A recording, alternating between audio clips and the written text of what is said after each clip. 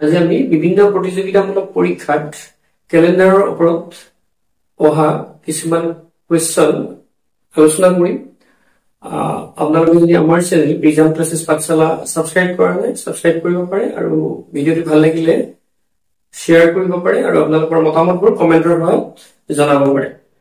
আহক আমি আমাৰ টপিক যিটো ক্যালেন্ডাৰ তাৰ ওপৰত চমুকৈ আলোচনা কৰো। ক্যালেন্ডাৰ বুলি ক'লে কি, আমি ক্যালেন্ডাৰত কি দেখা পাওঁ? এখন ক্যালেন্ডাৰত পাওঁ তাতে ধৰক এইটো মাহ চলি আছে জুলাই মাহৰ যদি আজি 22 তাৰিখ হয়, আজি কি বাৰ হ'ব আমি বাৰটো গম পাওঁ। এতিয়া আমাক আজি জুলাই মাহৰ 22 তাৰিখ ধৰা হ'ল সোমবাৰ হ'ল, তেতিয়া জুলাই মাহৰ 30 তাৰিখে কি বাৰ হ'ব, বা আমি পিছত আৰু জুলাই মাহৰ নহয় আমাক কি লাগে ধৰা হ'ল আগষ্ট মাহৰ বা মে আগত যদি আমি যাওঁ মে মাহৰ 20 তাৰিখে কি বাৰ হ'ল, এনেকুৱা ধৰণৰ আমি কথাবিলাক ইয়াত আলোচনা কৰিম। বা আমাক যদি এনেকুৱা লাগে 2030 চনৰ জুলাই মাহৰ 20 তাৰিখে কি বাৰ হ'ব, বা আমাক যদি লাগে 1920 চনৰ জানুৱাৰী মাহৰ 10 তাৰিখে কি বাৰ আছিল, এনেকুৱা কথাবিলাক আমি ইয়াতে আলোচনা কৰিবলৈ যত্ন কৰিম। আপোনালোকৰ কিবা থাকিলে আমাক কমেন্ট কৰিব। গতিকে আমি যেতিয়া এটা বছৰ এটা হিসাব কৰো, এটা বছৰ আমাৰ কি হয়, এটা বছৰত আমাৰ কিমান দিন থাকে? 1 ইয়াৰত আমাৰ 1 ইয়াৰত 365 ডেজ থাকে, 365 দিন থাকে। এটা নৰ্মেল যে অৰ্ডিনাৰী ইয়াৰ যিটো আমি সাধাৰণ বছৰ যিবিলাক কওঁ 365 ডেজ থাকে। আৰু এই 365 ডেজত আমি প্ৰতিটো মাহৰ যেনে আমি জানো জানুৱাৰীত কিমান দিন থাকে? 31 দিন। এনেকৈ ফেব্ৰুৱাৰীত কিমান দিন থাকিব? 28 দিন থাকিব। মাৰ্চত 31 দিন। তেনেকৈ এপ্ৰিল 30 দিন। মে কিমান? 31 দিন। জুনত 30 দিন। জুলাই কিমান? 31 দিন। আগষ্ট 31 দিন। এনেকে সেপ্টেম্বৰ 30 দিন। অক্টোবৰ 31 দিন। নৱেম্বৰ কিমান দিন? 30 দিন। ডিসেম্বৰ 31 দিন। এনেকে আমাৰ কি হয়, যেটো নৰ্মেল ইয়াৰ অৰ্ডিনাৰী ইয়াৰ সাধাৰণ যিবিলাক বছৰ থাকে এনেকুৱা হয়। আমাৰ যেতিয়া কোনবাটো বছৰত এনেকুৱা হয় কি হয়, লিপ ইয়াৰ হয়। আৰু সেই লিপ ইয়াৰ যেতিয়া হ'ব তেতিয়া 1 ইয়াৰত কিমান হ'ব? লিপ ইয়াৰত 1 ইয়াৰত হ'ব 366 ডেজ হয়। 366 দিন হয়। 360 ডেজ হয় লিপ ইয়াৰ। তেতিয়া লিপ ইয়াৰৰ ক্ষেত্ৰত কি হ'ব? বাকি সব বিলাকে একে থাকিব, মাত্ৰ ই এদিন কৰ পৰা আহিব, এদিনটো ক'ত যোগ হ'ব? এদিন থাকিব ফেব্ৰুৱাৰী মাহত, এদিন আহিব ফেব্ৰুৱাৰী।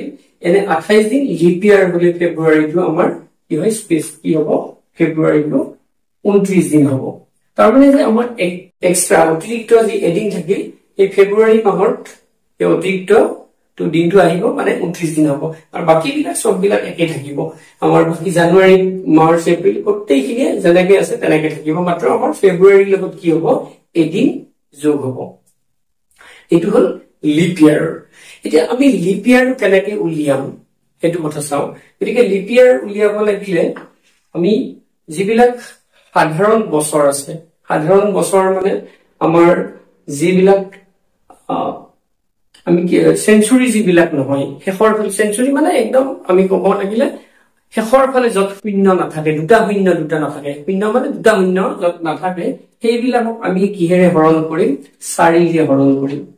আৰু 4ৰে হৰণ কৰিলে যদি বিভাজ্য হয় তেতিয়া সেইটো লিপ ইয়াৰ। যেনে এতিয়া আমাৰ 2024 চনটো, এই 2024 চনটোক 4ৰে হৰণ যায়নে আমি চাম। 4ৰে 4 5 গুণ 20 কি থাকিল? 2 বাৰ নাযায়, 0 বাৰ 24, 4 6 গুণ 24। এতিয়া হৰণ যোৱা মানে এইটো কি থাকিল? বাকিটো শূন্য থাকিল। গতিকে শূন্য যদি বাকি থাকে বা ভাগেৰ থাকে বা ৰিমাইন্ডাৰ থাকে, এইটো ৰিমাইন্ডাৰ যদি থাকে তেতিয়া এইটো কি হ'ব? 4ৰে 2024 হৰণ গল তাৰ মানে যদি হৰণ যায় 4ৰে 2024 সেইটো কি হ'ব 2024 টো কি আমি কম লিপ ইয়াৰ বুলি কম 2024 টো কি লিপ ইয়াৰ আৰু লিপ ইয়াৰৰ ক্ষেত্ৰত এটো কি হ'ব লিপ ইয়াৰ হলে সেই কাৰণে এই বছৰটোৰ ফেব্ৰুৱাৰী মাহটো কিমান দিন আছিল 29 দিনিয়া আছিল এতিয়া তাৰ মানে 4 বছৰৰ মুৰে মুৰে কি আহি থাকে আমাৰ লিপ ইয়াৰ আহি থাকে এইটো আমাৰ মানে সাধাৰণতে আমি যিবিলাক অৰ্ডিনাৰি ইয়াৰ বুলি কৈছো সাধাৰণ যিবিলাক বছৰ বুলি কৈছো এটো 4 বছৰৰ মুৰে মুৰে আহি থাকে মানে 4 বছৰৰ মুৰে মুৰে কি হয় 366 দিন হয় মানে আৰু ফেব্ৰুৱাৰী মাহটো কিমান দিন হ'ব 4 বছৰৰ মুৰে মুৰে 29 দিনিয়া হ'ব এটো হ'ল এতিয়া আমি কি সব বিলাক আমি কৰিব নোৱাৰো যেতিয়া যদি আমাৰ এনেকুৱা হয় আমাৰ এটো চাব এটা এনেকুৱা দিন আছে যে এইমাত্ৰ কলো আমি কি অৰ্ডিনাৰি ইয়াৰ বিলাককে 4 ৰে হৰণ কৰিম কিন্তু যিবিলাকৰ শেষৰ ফালে দুটা শূন্য থাকে এটো এতিয়া 1700 টো আছে শূন্য থাকে মানে এটো কি বুলি কয় সেঞ্চুৰী ইয়াৰ বুলি যদি কয় এই সেঞ্চুৰী ইয়াৰটোত শেষৰ ফালে দুটা শূন্য আছে গতিকে এইটো আমি কিহেৰে হৰণ কৰিব লাগিব 4ৰে হৰণ কৰিব লাগিব যদি সেঞ্চুৰী যিবিলাক বছৰ থাকে হেতু আমি কিহেৰে হৰণ কৰিম 4ৰে হৰণ কৰিম আৰু 4ৰে হৰণ কৰিলে যদি হেতু বিভাজ্য হয় হৰণ যায় যদি এতিয়া সেঞ্চুৰী হেতু কি হ'ব লিপ ইয়াৰ হ'ব এতিয়া এটুকু 4ৰে হৰণ যাব আমি যদি চাও 1700 ক আমি যদি এই নিয়মটোত চাও যদি 4ৰে হৰণ যোৱা 4ৰে হৰণ কৰিলে 4 4 গুণ 16 1 10 4 গুণ 8 2 20 4 5 গুণ 20 হৰণ হল কিন্তু এইটো কি নহয় লিপ ইয়াৰ নহয় গতিকে আমাৰ যত দুটা জিৰো থাকে শেষৰ ফালে সেঞ্চুৰী মানে শেষৰ ফালে দুটা জিৰো থাকে 4টা জিৰো থাকক 10টা জিৰো থাকক কিন্তু আমাৰ কি দুটা জিৰোটো চাব লাগিব দুটা জিৰো থাকিলে আমাৰ হ'ব গতিকে 4 তেতিয়া আমি হেতু কিহেৰে হৰণ কৰিব লাগিব দুটা জিৰো থাকিলে 4ৰে হৰণ কৰিম গতিকে 4ৰে 4 4 গুণ 16 হ'ব 100 বাকি থাকি তাৰ মানে এইটো আমাৰ লিপ ইয়াৰ 1700 যেটো ইয়াৰ আছিল 1700 যেটো সন আছিল এই 1700 সনটো কি নহয় লিপ ইয়াৰ নহয় 4ৰে হৰণ যায় কিন্তু হেতু আমি নিয়মত নকৰো কিয় কাৰণে নকৰো কৰো এতিয়া যদি আমি 1600 টো চাও 1600 সালে 1600 যদি চাও 400 ৰে ডিভাইড যাব গতিকে এইটো কি হ'ব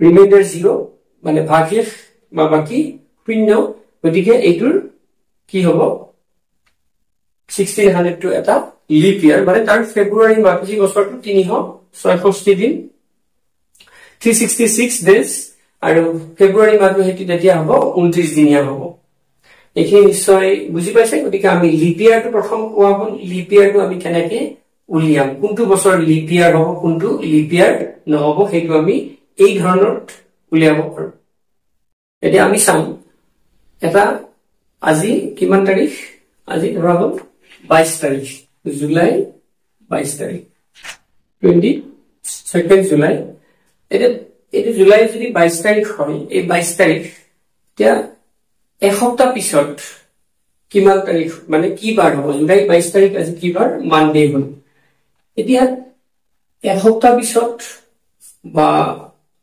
আমাক যদি কয় 7 days পিছত যদি আমাক লাগে after 7 days হেতু আমি কেনেকৈ কৰিম আমি 7 days বুলি কলে এটা আমি কি কৰিব পাৰো আমি আঙুলিত হিসাব কৰি উলিয়াব পাৰিম কিন্তু যদি কয় আমাক 31 days পিছত যদি কয় বা 90 days বুলি পিছত বুলি কয় বা কি 35 days আগত বুলি কয় তেতিয়া আমি কেনেকৈ উলিয়াম তেতিয়া তো আমি আঙুলিত হিসাব কৰি উলিয়াব নোৱাৰিম কিমান উলিয়াব পাৰিম কিন্তু আমাৰ ভুল হৈ যোৱাৰ সম্ভাৱনা থাকিব আৰু কি হ'ব সময় বহুত লাগিব গতিকে আমি তেনেকুৱা ক্ষেত্ৰত কি কৰিম ইয়াতে ক্যালেন্ডাৰৰ ক্ষেত্ৰত এটা আটাইতকৈ এটা ইম্পৰ্টেন্ট কথা হ'ল এটা অড ডেজ বুলি আছে অযুগ্ম যেটো দিন এইটো কথা আছে এইটো অড ডেজ কি মানে আমি কম এইটো অযুগ্ম দিন বুলি এতিয়া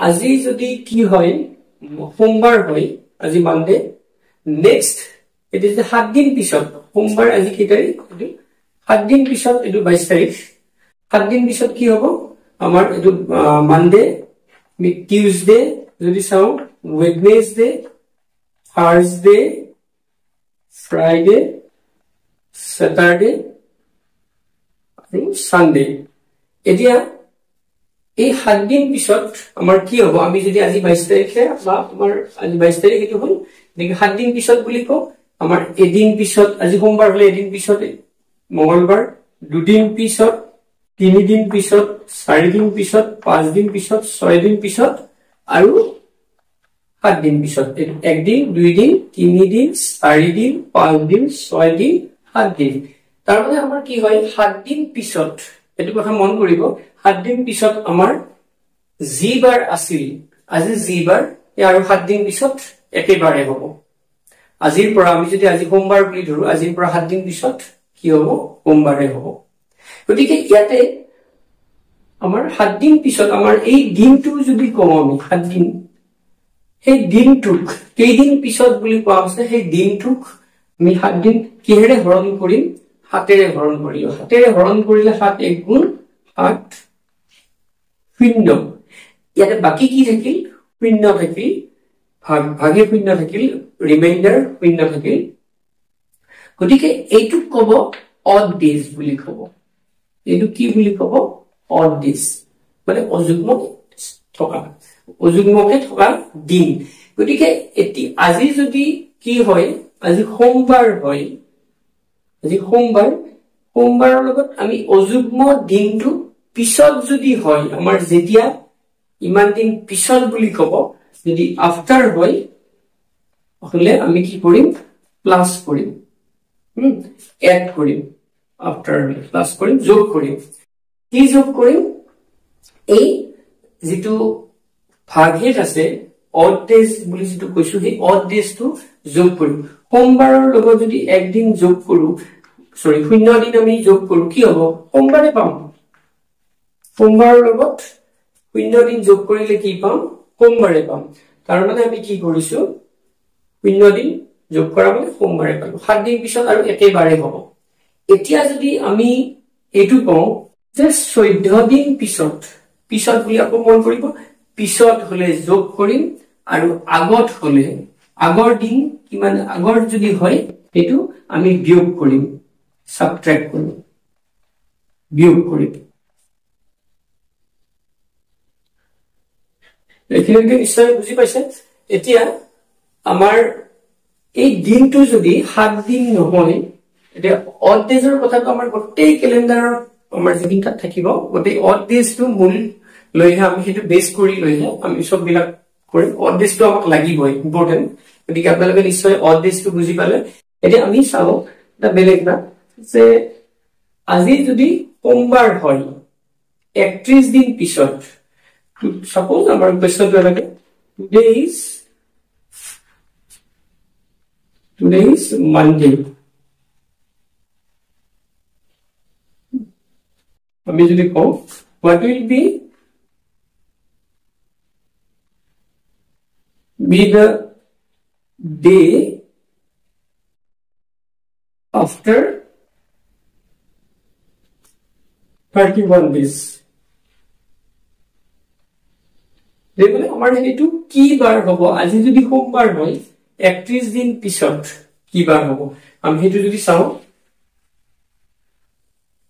আজি সোমবাৰ হলে আজি কি বাৰ সোমবাৰ থাকি পিছত বুলি কলে আমি প্লাস কৰিম গতিকে 31 দিনক আমি কিহেৰে ডিভাইড কৰিম কাৰণ 7 আমি অলপ আগতে গম পালে 7ৰে দিব হৰণ কৰিলে 7 দিন পিছে পিছে কি হয় আজি যি বাৰ সেই বাৰই হয় গতিকে 7ৰে হৰণ কৰিলে কি হ'ব 31 7 4 গুণ 28 কিমান হ'ল 11 8 গুণ 3 দিনটো বাকি হ'ল এই 3 দিনটো হ'ল অড ডেজ মানে বাকি ৰখা দিন অযুগ্ম দিন গতিকে আমি এই 3 দিন আমাক কি কৈছে 31 দিন পিছত বুলি কৈছে গতিকে আমি কি কৰিম সোমবাৰৰ লগত 3 দিনটো যোগ কৰিম সোমবাৰৰ লগত 3 দিন যোগ কৰিলে কি হ'ব সোমবাৰ মঙ্গলবাৰে এদিন বুধবাৰ 2 দিন, বৃহস্পতিবাৰ 3 দিন।